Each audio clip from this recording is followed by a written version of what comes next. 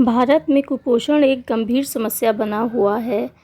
इस समस्या से निपटने के लिए नेशनल हेल्थ मिशन के अंतर्गत प्रत्येक जनपद में एनआरसी को इस्टेब्लिश किया गया है। एनआरसी यानी कि न्यूट्रिशनल रिहैबिलिटेशन सेंटर, जिसे हम पोषण पुनर्वास केंद्र भी कहते हैं। कुपोषण 3 प्रकार का होता है: अंडरवेट, अल्प वजन, स्टंटिंग, नाटापन, वेस्टिंग, दुबलापन। वैसे तो कुपोषण के तीनों ही प्रकार बच्चों के लिए बहुत खतरनाक होते हैं, लेकिन इन तीनों में जो वेस्टिंग प्रकार है, यह बच्चे के लिए बहुत ही ज़्यादा खतरनाक होता है। इसमें बच्चे की लंबाई के अनुसार जितना उसका मानक वजन होना चाहिए उतना नहीं हो पाता है। इस वजह से बच्चा जो है सीवियरली एक्यूट माल न्यूट्रिशन की कैटेगरी में चला जाता है और एनआरसी में सीवियरली एक्यूट माल नरिश चिल्ड्रन का ही ट्रीटमेंट किया जाता है। आइए जानते हैं यहाँ के पीडियाट्रिशियन से। अस्पताल कन्नौज में पीडियाट्रिशियन की पोस्ट पे काम कर रहा हूँ। हमारे यहाँ एक 10 बेड का एनआरसी वार्ड चल रहा है। इसमें जो बच्चे अति कुपोषित बच्चे होते हैं अपने ग्रामीण क्षेत्र में जो भी हैं, तो आशा लोग, आंगनवाड़ी वर्कर्स जो हैं, अपना इनिशियल स्क्रीनिंग करके अपने यहाँ एनआरसी में एडमिशन के लिए लाते हैं। उसके बाद हम जो भी कॉम्प्लिकेशंस होते हैं कई बार अति कुपोषित बच्चों में, सबसे पहले हम उसका इलाज करते हैं। उसके बाद में हमारे पास एक न्यूट्रिशनिस्ट है जो डाइट, स्पेसिफिक डाइट होती है F75 F100 जो है, वो हम यूज करके उनके बच्चों का वज़न बढ़ाएं। हमारे पास 2 तरीके के बच्चे आते हैं जो सीवियरली एक्यूट माल न्यूट्रिशन में होते हैं, कॉम्प्लिकेशन के साथ आते हैं, विदाउट कॉम्प्लिकेशंस के साथ में। कॉम्प्लिकेशंस वालों को तो एडमिट ही करना पड़ता है। विदाउट कॉम्प्लिकेशंस वालों को हम कुछ टॉनिक वगैरह जैसे मल्टीविटामिन्स, आयरन, एल्बेंडाजोल सिरप वगैरह दिया जाता है। फोलिक एसिड होता है आपका, जो भी माल न्यूरिश्ड बच्चों में कमी पाई जाती है जिन तत्वों की, उनकी पूर्ति के लिए कुछ दवाइयाँ दे के घर पे उसको डाइट के बारे में समझा के भेज दिया। भर्ती होके जाते हैं, डिस्चार्ज हो जाते हैं, उनको हम फॉलोअप के लिए बुलाते हैं। उसके लिए हम उसको 14 डेज के ऊपर 15 डेज के अंतराल में 4 बार फॉलोअप करवाएं। मेरा नाम दर्शिका सिंह है। मैं एनआरसी में स्टाफ नर्स के पद पर हूँ। एनआरसी में जो भी बच्चे एडमिट होते हैं वो मोस्टली सैम बच्चे होते हैं जो स्टैंडर्ड डेविएशन में आते हैं -3 SG से नीचे होते हैं। जो बच्चे एडमिट होते हैं उनके ट्रीटमेंट के लिए मोस्टली हम लोग ध्यान देते हैं। जैसे बच्चा कोई हमारे पास आता है तो सबसे पहले उसका हाइपोग्लाइसेमिया चेक करते हैं कि बच्चा कहीं हाइपोग्लाइसेमिया में तो नहीं है, उसका शुगर लेवल डाउन तो नहीं है। अगर ऐसा कुछ होता है तो उसको सबसे पहले हम लोग शुगर सोल्यूशन देते हैं जिससे कि उसका हाइपोग्लाइसेमिया ठीक हो सके। उसके बाद अगर बच्चा डायरिया के केस में है या फीवर के केस में है तो उसका डाइट स्टार्ट करते हैं F75 से। F75 यहाँ की प्रॉपर एक डाइट होती है जो कि मिल्क से बनती है और उसमें और भी अदर चीज़ें मिली होती हैं। उसके बाद में वो डाइट देने का भी एक प्रॉपर टाइम होता है, 2-2 घंटे के अंतर में, 3-3 घंटे के अंतर में। जो बच्चा डाइट ले रहा होता है उसको देखते हैं कि वो बच्चा एक बार में कितनी डाइट ले पा रहा है। अगर हमारे उसका वेट के अकॉर्डिंग उसको डाइट देना होता है, तो वो बच्चा अगर उसके 100 ml अलाउ कर रहा है तो अगर वो 50% गेन कर ले रहा है तो बच्चा हमारे अच्छे आगे क्राइटेरिया में जा पा रहा है, नहीं तो उसको वही डाइट फिर से फॉलो करनी होती है। आइए यहाँ के किचन में चलते हैं।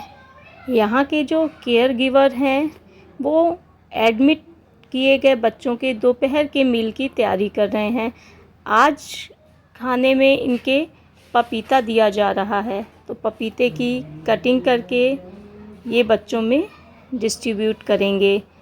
तो बच्चों को न्यूट्रिशियस फूड की सप्लाई हर 2 से 3 घंटे के बीच डाइट दी जा रही है। तो इसको खिलाओ।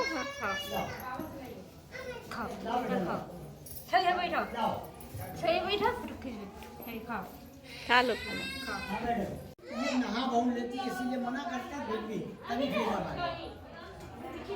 आप भी खाओ। खा लो फिर दवा खिलाएंगे। काफी देर तक नहाती हैं, मानती हैं। कहाँ है? आइए बात करते हैं बच्चों के अभिभावक से। कहाँ से आए हैं? खिलाते रहिए। हाँ, जलालाबाद से आए हैं। अच्छा, यहाँ सही है सब? चलिए ठीक है। 11 दिन हो गए हैं। दोनों बच्चे आए हैं आपके? नहीं, इसे एडमिट किया था। ये तो सही, ये साथ में ही रहता है? दोनों जुड़वा के। अच्छा अच्छा। चलिए ठीक है। सौरिक से आए हैं, ये बच्चा है आपकी गोद में, इनको लेके आए हैं?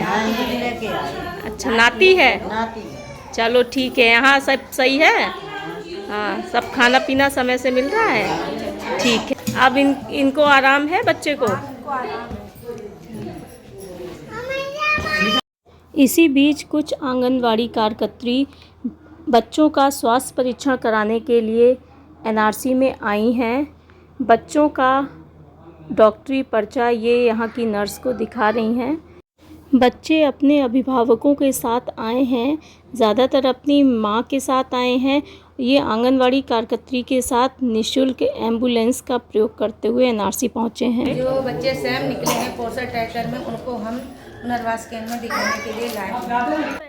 नर्स द्वारा बच्चों का स्वास्थ्य परीक्षण उनकी लंबाई लेकर, उनका वजन लेकर, MUAC टेप से उनका मिड अपर आर्म सरकमफेरेंस लेकर किया जा रहा है और ये सुनिश्चित किया जा रहा है कि यदि कोई बच्चा -3 SD से नीचे आता है तो उनका एनआरसी में एडमिशन कर आगे का प्रबंधन किया जा सके। WHO का -3 SD का क्राइटेरिया है और MUAC टेप 11.5 सेंटीमीटर से कम होता है तो बच्चा एनआरसी में भर्ती करने के लिए एलिजिबल हो जाते हैं। नर्स यहाँ पर प्रत्येक बच्चे का हेल्थ रिकॉर्ड बता रही हैं। और इसको यहाँ पे आए करीब 12-13 दिन हो चुके हैं। तो इसका वज़न आज के दिन 6 किलो 100 ग्राम है। इसका लगभग 15% वेट गेन हो चुका है। और अभी आया था तो ज़्यादा अच्छी कंडीशन में नहीं था, इसको सर्दी जुकाम कॉम्प्लिकेशन भी बहुत सारे थे, लेकिन अब धीरे धीरे उसको सारे कॉम्प्लिकेशन ख़त्म हो चुके हैं। आप संतुष्ट हैं यहाँ से? आपके बच्चे का वजन बढ़ा है? आपने खुद देखा? पहले कैसा था बच्चा? गोदी ले लीजिए उसे। पहले पतरी है ये लोग, इधर खड़ी थोड़ी सी। हाँ, जो खाना पीना खाता नहीं था, खाना पीना नहीं खाता था और अब से खाएगा। अब से खा रहा है। और यहाँ से सीख लीजिए बच्चे को कैसे खिलाना है आपको। जैसे यहाँ पे खिलाते हैं ऐसे घर पे भी खिलाना है। जो दवा दें वो दवा खिलानी है, ठीक है? तो ये जल्दी सही भी हो जाएगा।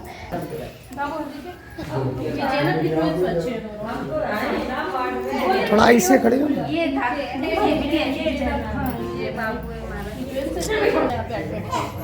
हो गए तुम्हें 12-13 दिन ना? आज नहीं, आज 11 दिन। वजन कुछ बढ़ा है? आपने कुछ बढ़ाया। उसको सर्दी जुकाम भी बहुत ज़्यादा था। थी कि सांस नहीं ले पा रही थी, के बाई थी तो बुखार और सब अनुराग, तुम कैसे हो? सही है ना? अब यहाँ खाते हैं अनुराग? क्यों अनुराग खाना खाने लगे? इनकी दादी बाहर की चीज़ें खिलाती है, सब मना करते हैं। ये कितने साल? अनन्या, ये कितने साल की है? ये 1 साल 5 महीने की 1 साल। और वजन कितना है इनका? वजन तो 5 किलो 400 ग्राम है इसका। और जब आई थी तब कितना वजन था? 5 किलो 5 किलो। अभी बढ़ा है ना वजन? अभी और रुकिएगा और बढ़ेगा। अब ये खाती है? खाने लगी है। ठीक है, खूब खाओ अनन्या। है 1.5 साल की, उस हिसाब से अलर्टनेस। रोज़ी हमें अपने छोटे भाई फैज़ल की हेल्थ के बारे में बता रही है। जब फैज़ल एनआरसी में एडमिट हुआ था तो इसकी कंडीशन बहुत ज़्यादा ख़राब थी और ये हमेशा लेटा रहता था। रोज़ी ही अपने छोटे भाई फैज़ल की देखभाल करती हैं और इस समय उन्हें स्वयं भी बुखार हुआ है।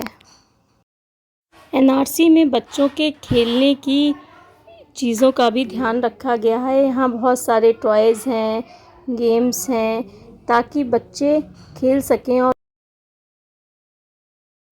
चलिए वापस से रसोई घर में चलते हैं और बच्चों के पूरे दिन का फीडिंग रूटीन समझते हैं। पपीता या केला, केला इसलिए नहीं दे रहे कि बच्चों को सर्दी हो जाए, तो पपीता बंद करके पपीता देने लगे केला की। तो पपीता की डाइट 2 बजे देते हैं, 2 बजे के बाद में 5 बजे दूध देते हैं एवेंडर। उसके बाद शाम को बच्चों को हलवा या साबुदाना दिया जाएगा या दलिया बना के कुछ न कुछ दिया जाएगा शाम को 7 बजे। इसके बाद रात में 3 बार फिर दी जाती है दूध, टाइम हर 3 घंटे बाद। अच्छा, रात में मतलब पूरे 24 घंटे में हर 3-3 घंटे बाद 3 घंटे पर बच्चे को डाइट दी जाती है। रसोई घर में समय सारणी लगी हुई है कि किस समय क्या दिया जाना है बच्चों को।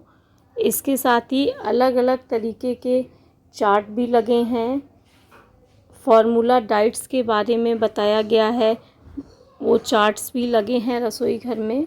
रसोई घर में जो बॉक्सेस हैं उनकी प्रॉपर लेबलिंग है, साफ़ सफाई का पूरा ध्यान रखा गया है, फूड प्रिपेयरिंग एरिया है, रेफ्रिजरेटर आदि। 75% केयर टेकर हमें F75 डाइट कैसे बनानी है इस बारे में बता रहे हैं। 25 ग्राम लैया पाउडर और सब 20 ग्राम ml वेजिटेबल डालना है, तो हमारा A75 बन के तैयार हो जाएगा। और F100 एनआरसी से डिस्चार्ज के मानक हैं। 15% वेट गेन होना चाहिए, अडीमा नहीं होना चाहिए, इन्फेक्शन नहीं होना चाहिए और हर 15 दिन पे 4 बार फॉलोअप कराया जाना चाहिए।